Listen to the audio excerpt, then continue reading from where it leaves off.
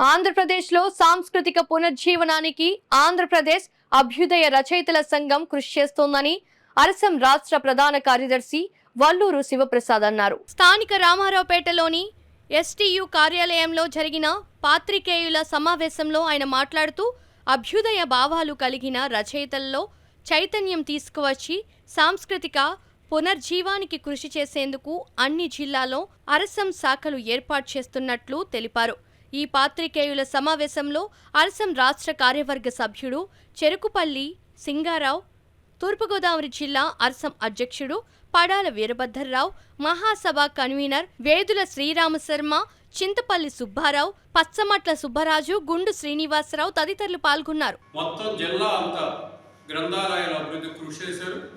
రాజమహేంద్రవరంలో మొట్టమొదటిసారిగా మహిళల గురించి ప్రత్యేక గ్రంథాలయాన్ని కూడా ఒకటి ఏర్పాటు చేయడం జరిగింది. ఆ టైంలో అంత వైభవంగా ఉండేది కాకినాడ. మన తూర్పుగోదావరి జిల్లా కూడా తూర్పుగోదావరి జిల్లాలో ఇప్పటికే రాజమండ్రి కేంద్రంగా ఉన్న తూర్పుగోదావరి జిల్లాలో మన కార్యవర్గం ఏర్పాటైంది, అరసం కార్యవర్గం.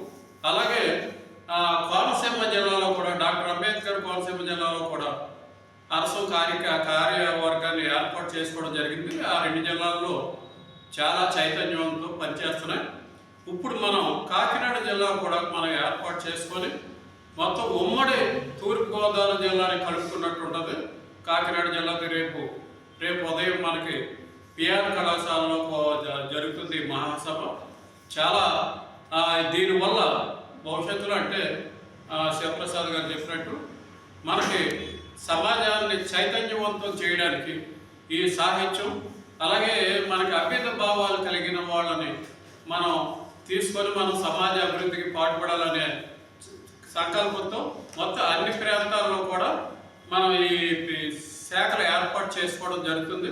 అందులో భాగంగా కాకినాడది మనం రేపు మహాసభ మున్షి ప్రేమ్చంద్ వారి ఆధ్వర్యంలో అఖిల భారత అభ్యుదయ రచయితల సంఘం ఆవిర్భవించింది. ఆ తరువాత 1943 ఫిబ్రవరిలో తెనాలిలో తాపీ ధర్మారావు గారి అధ్యక్షతన ప్రథమ ఆంధ్ర అభ్యుదయ రచయితల సంఘం మహాసభలు జరిగినాయి.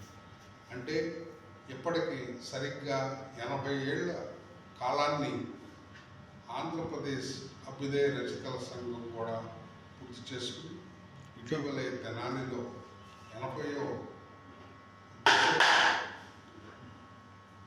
మహాసభల్ని జరుపుకున్నది. సాధారణంగా 1943లో ఏర్పడినటువంటి అభ్యుదయ రచయితల సంఘం మధ్యలో కొంత స్తబ్దతకు గురైన తరువాత మళ్ళా పునరుజ్జీవాన్ని పొంది ఎందరో అభ్యుదయ రచయితలు ఆ సంఘంలో కొనసాగటం, అభ్యుదయ పత్రిక ప్రత్యేకంగా నిర్వహించబడటం, తరువాత ఎందరో ప్రముఖులైనటువంటి వాళ్ళు రాష్ట్ర వ్యాప్తంగా పుల్పుల వెంకటశివయ్య గారు, తుమ్మల వెంకటరామయ్య గారు, తరువాత పురిపండ అప్పలస్వామి గారు, ఈ ఉభయ గోదావరి జిల్లాలో రాజమండ్రి తూర్పుగోదావరి జిల్లా శాఖ ప్రారంభించడం జరిగింది. తదుపరి కాకినాడ జిల్లా కూడా ఒక శాఖ ప్రారంభించాలి అనే ఉద్దేశంతో ఈరోజు ఇక్కడ రేపు సమావేశాన్ని ప్రథమ మహాసభని శిరీష రచయిత గారి ఆధ్వర్యంలో ఆయన తోడ్పాటుతో కన్వీనర్గా ఇక్కడ రేపు మహాసభల్ని జరుపుతున్నాం.